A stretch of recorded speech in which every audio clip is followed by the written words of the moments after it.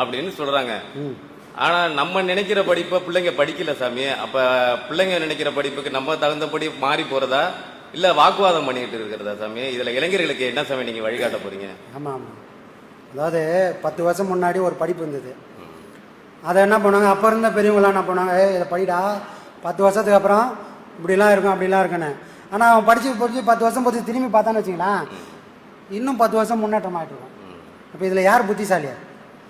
அவனுக்கு தெரிஞ்ச வேலையை அவன் செஞ்சு அவன் பண்ணியிருந்தாவே அவன் பிடிச்ச படிப்பை அவன் ஒரு வேலைக்கு சேர்ந்துருப்பான். ஆனால் நம்ம ஆசைக்கு அதை படிக்க வச்சோம்னா யாரும் படிக்க முடியாது, படிக்கவே முடியாது. அப்போ இந்த கணக்கே நம்ம போடக்கூடாது சாமி. அவன் என்ன ஒரு புள்ள என்ன ஆசைப்படுறானோ அதை நான் கைடு பண்ணலாம். எப்பா இதோட ஏற்ற இறக்கம் இப்படி இருக்கு. ஒரு டாக்டருக்கு படிக்கணும்னா 10 கோடி செலவாகும். அப்ப தாய் தந்தை நினைச்ச படிப்பை நீங்க திணிக்காதீங்க, அழுத்தம் கொடுக்காதீங்க அப்படின்ற மாதிரி ஐயா சொல்லியிருந்தாங்க. அதுதான் சாமி, துட்டு இருந்தாலும் யாராவது படிச்சிட முடியுமா? படிக்க முடியாது. படிக்கலாம், எப்படி படிக்கலாம்னா முன்ன மாதிரி இருந்தால் படிக்கலாம், துட்டு கொடுத்தா போதுன்னு. இப்போ அதுக்கெல்லாம் என்ன பண்ணிட்டாங்கன்னா துட்டெல்லாம் கொடுக்க முடியாது. எல்லாத்துக்கும் ஒரு எக்ஸாம். இப்போ ஒரு நீட் ஒன்று வந்துக்குது இல்லையா, இருக்குதா இல்லையோ, நீ அதில் இவ்வளோ பர்சன்டேஜ் எடுத்தா நீ டாக்டர் ஆகலாம், ஒரு வரைமுறைப்படுத்திக்கிறாங்க. அப்போ இங்கே இருக்கப்பட்டோம் இல்லாத பட்டோம்ல, உன் பிள்ளையால் அது முடியும்னா அவனுக்கு பிடிச்சா மட்டும் அதை பண்ணுங்க. சரி, நீ தோத்துனே இருக்கிறப்பானா நீ விட்டுட்டு அடுத்த தடம் மாறிடணும். உங்க வாயால எந்த இளைஞர்களுக்கு ஒரு அறிவுரை சொன்னீங்கன்னா? இது ஏற்கனவே கூட சொல்லிக்கிறேன், ஐயா பல தடவை சொல்லிக்கிறாரு. ஒரு இதுதான் வாழ்க்கைன்னு வாழவே கூடாது. ஏன்னா இதுதான் வாழ்க்கைன்னா, இப்போ நான் ஒரு சின்ன வயசு அப்பா கையை பிடிச்சி தான் நான் போவேன். ஏன்னா அதுதான் எனக்கு தெரியும், தோதமாக நடக்க முடியல. ஆனால் ஒரு 10 வருஷம் ஒரு 15 வயசு ஆயிடுச்சு, நான் அப்பா கை பிடிச்சா நடக்கிறேன், அப்பா கையை உதறி விட்டேன், இப்போ நானே நடக்கிறேன், நானே வீட்டுக்கு வந்துடுறேன் அப்படி நான் சொல்கிறேன்ல. ஏன்? அப்போ எனக்கு பக்குவம் இல்லை, இப்போ எனக்கு பக்குவம் வந்தது. அந்த மாதிரி நடைமுறையிலேயே மனுஷன் பக்குவம் வரணும். அதை சொல்கிறது மட்டும்தான் பெற்றவங்களோட வேலை. எல்லாத்துக்கும் கூடயே போய் பிள்ளைய பொத்தி வச்சோம்னா அந்த பிள்ளைக்கு அறிவுன்றதே வராது. வாழ்க்கையில் எது நடந்தாலும் நீ சொல் பேச்சை கேட்டாலும் கேட்கலனாலும் அவன் விதிப்படி தான் அதை நடக்க போகுது. அந்த விதியை யாராலையும் மாற்ற முடியாது, மாற்றவே முடியாது. ஊட்டி வளர்த்தா கூட புள்ள நோஞ்சா மாதிரி இருக்கிறான்னு அர்த்தம். அந்த உடம்பு அவ்வளோதான், புரியுதுங்களா? அதை பெற்றவங்க வந்து ஏற்றுக்கணும். எப்பா இவன் வந்து மேலே போகணும்னு நினச்சா, நம்ம அப்படிலாம் நினச்சேன் கனவு கோட்டை மனசு நினைக்கும். அப்படிலாம் நடக்குமானா உலகத்தில் நடக்காது. வாழ்க்கையில் அது போகிற போக்கில் போய்ங்க, வழிகாட்டுங்க. எப்பா நல்லது கட்ட சொல்லி கொடுங்க, தப்பு இல்லை. அது வரைக்கும் தான் நம்ம போனோம். நம்ம வழிகாட்டி மரம் மாதிரி தான். இங்கே இருந்து அப்படி போப்பான்னு சொல்லலாம், கூடவே வந்தோம்னா அது பிள்ளைக்கு அர்த்தம் இல்லை, அப்பனுக்கு அர்த்தம் இல்லை. அந்த புள்ள ஒரு மக்குன்னு அர்த்தம். அவனை நடக்க விட்டு நம்ம பண்ணாத பண்ணு சொல்லணும், வழிகாட்டணும். நல்லது கட்ட சொல்ல வேண்டிய கடமை நம்ம. நல்லது கட்ட சொல்றது மட்டும்தான் பெற்றவங்களோட வேலை. கூட போய் கூட அவனோட கர்மா, அவ்வளவுதான். இறுதியா ஒரு கேள்வி சொன்னேன். கொள்ளான் புலாலை மறுத்தாலை எல்லா உயிர்களும் கைகூப்பி தொழும். நம்ம இப்ப இந்த பாடத்துக்கு வந்ததுக்கு அப்புறம் அதை பார்த்தாலே நம்ம நினைக்க முடியல, கற்பனை கூட பண்ண முடியல. எல்லா உயிர்களுக்குள்ளேயும் ஜீவன் இருக்குது, கடவுள் இருக்கிறாருங்கும் போது நம்ம அதை கண்டு நம்ம இனிமேட்டு எல்லா உயிர்களையும் வணங்க ஆரம்பிச்சிடறோம். அப்படி இருக்கும் போது எல்லா உயிர்களும் நம்ம கைகூப்பி தொழுமா? கண்டிப்பா. ஏன் அப்படி சொல்லுவேன்னா, இப்போ ஒரு பிராமின் இருக்காரு, யாராவது பிராமின் இருக்கலாம், தப்பா நினைச்சுக்காதீங்க. முன்னாடியே சொல்லிடுறேன், யாரும் தப்பாக சொல்லலை, ஒரு விஷயத்தை விளக்கத்துக்காக அது சொல்ற விஷயம். பிராமின் இருக்கலாம், அவரை போய் நீங்கள் கேட்டீங்க, ஏன்பா நீங்கள் நான்வெஜ்லாம் சாப்பிடல, எதுக்காக சாப்பிடல கேட்டீங்கன்னா என்ன சொல்லுவார்? நீங்க ஒரு பிராமின் சாமி, ஆகம விதிப்படி அவங்களுடைய வேத சாஸ்திரங்கள் சொன்னபடி அவங்க சாப்பிட மாட்டேன் அப்படின்னு சொல்லுவாங்க. எல்லா ஐயரும் இதுதான் சொல்லுவாங்க. சரி, உங்களை கேட்குறேன், நீங்க என்ன சொல்லுவீங்க? நீங்க ஐயர் இல்லை, இப்போ இல்ல பாட வாங்கினா அப்பியாசி. நீங்க என்ன சொல்லுவீங்க? எனக்கு எல்லா உயிர்களும் என் உயிர் போல நான் நினைக்கிறதுனால அதை நான் கொள்றதுல என் உடம்புல ஒரு நெருப்பு பட்ட நான் துடிக்கிறேன்னு, அதே போல தானே அதனுடைய உயிரும் அது கழுத்துல போய் நம்ம கத்திய வைக்கிறோம். சாமி, அவங்களும் சாப்பிட்றதில்ல, இவங்களும் சாப்பிட்றதில்ல, நீங்க யாரும் சாப்பிட்றதில்ல. ஆனா வித்தியாசம் என்னன்னா, நான் என்ன செய்யறேன்னு எனக்கு தெரியுது, அவன் என்ன செய்யறான்னு அவனுக்கு தெரியல. அது ஒரு பரம்பரையா வர ஒரு வழிமுறையா அது ஆயிடுச்சு. அதோட வீரியம் தெரியல, அது எதுக்காக பண்றோன்னு தெரியல.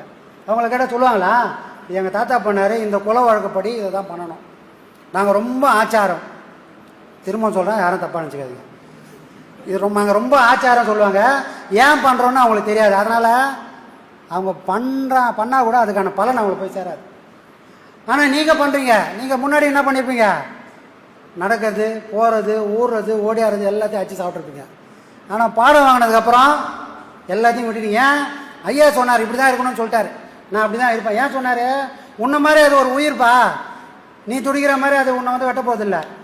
நீ ஒரு ஆடை வெட்டிட்ட, திரும்ப நீ அடுத்த பொறுப்பில் ஒரு ஆடு ஆகி அந்த ஆடு மனுஷன் ஆகி உன்னை கத்தி ஏற்றி வெட்ட போதானே? வெட்டாது. ஆனால் அந்த ஆடு என்ன துடிச்சதோ அதெல்லாம் உன் வாழ்க்கையில் நீ திரும்ப துடிக்கிற ஒரு நிலை வந்துடும். அது வராமல் பார்த்துக்கோ அப்படின்னு சொல்லி எல்லா உயிரும் தம்முயிர் போல் என்னும் உள்ளம் வேணும்னு சொல்லிக்கிறாங்க. அப்போ நான் புரிஞ்சு பண்ணுறேன். இந்த புரிஞ்சு யாரெல்லாம் பண்ணுறாங்களோ அவங்களுக்கு மட்டும்தான் பலம். குல வழக்கப்படி இதை பாரம்பரியமாக நான் பண்ணுறேன் கண்மூடித்தனமா அப்படின்னா அதுக்கு எந்த பலனுமே கிடையாது. பண்ணாலும் பலன் இல்லை சமயம். அதுக்கு தான் சொல்லுவார், பூஜை என்ன பூஜைலாம் செய்கிறப்பா நீ, அந்த பூஜையால் உனக்கு எதாவது பலனுக்குதானா நீ கோயிலை விட்டு போனவொடனே நீ மறந்துடுவ. ஆனால் நித்த நீங்கள் பூஜை பண்ணுறீங்க பாருங்க, அது உங்களை மறக்க வைக்குதா? மறக்க வைக்கல. அது நான் இந்த 6 மணிலேருந்து 7 மணிக்குள்ள அந்த கோயில் பூஜை முடிஞ்சிச்சு, 7லேருந்து 8க்குள்ள இந்த கோயில் பூஜை முடிஞ்சிச்சு. அப்போ அங்கே என்ன நடக்குது? ஒரு தொழில் நடக்குது. இங்கேருந்து அங்கே போயிடணும், அங்கேருந்து அங்கே போயிடணும். அங்கே நான் உணர்ந்து பண்ண போகிறதில்ல, எனக்கு அது ஒரு தொழில். ஆனால் நான் பூஜை பண்ணுறேன், நான் பாடம் பண்ணுறேன், ஐயா சொல்லி கொடுத்த பாடம் முடிச்சுட்டு வந்து நான் அதை மறந்துடுறேன். ஆனால் மறக்கலை. திரும்ப திரும்ப திரும்ப நான் எதையாவது ஒன்று யோசிக்கிறேன். ஐயா அது சொன்னார், ஐயாவோட ஸ்பீச் கேட்குறேன், திரும்ப அசை போகிறோம் பார்த்தீங்களா?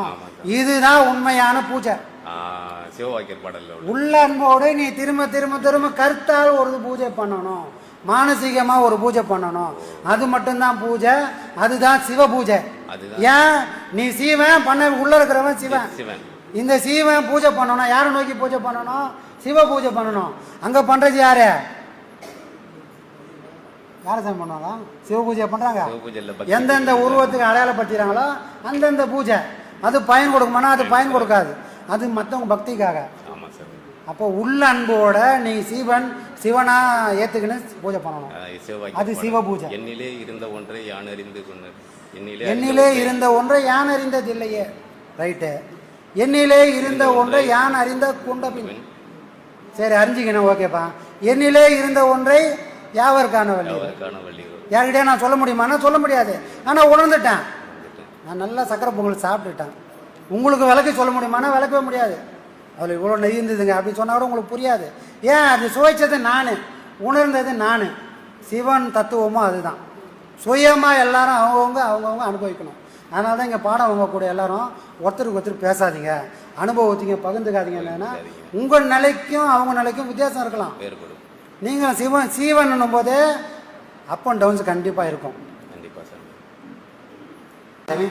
நான் வேலூர் மாவட்டம் தீனதயாளன். சரி, 3 உபதேசம் வாங்கியிருக்கிறேன். எத்தனை? 3. சித்திரப்பாட்டினுடைய விளக்கம் தெரியணும், அது அவசரம். சொல்லுங்க சாமி, தெரிஞ்சா சொல்கிறேன், இல்லைன்னா ஐயாவை கேட்டு சொல்கிறேன். மூல துவாரத்தில் முக்கரமிட்டு. ரைட்டு. கும்பிடுங்க துரோகங்கள், அது அந்த பெருமை தெரியுது, நிச்சயம் மேலே தெரியல. மூல துவாரத்தில் முக்கரமிட்டு, மேல துவாரத்தில் மேல்மனம் வைத்து, அப்புறம் அச்சு உள்ள விளக்கு எண்ணெய் உள்ள தண்ணி உள்ள எரியுதுன்றாரு. அதுக்கு விளக்கம் தெரியணும், அதுக்காக.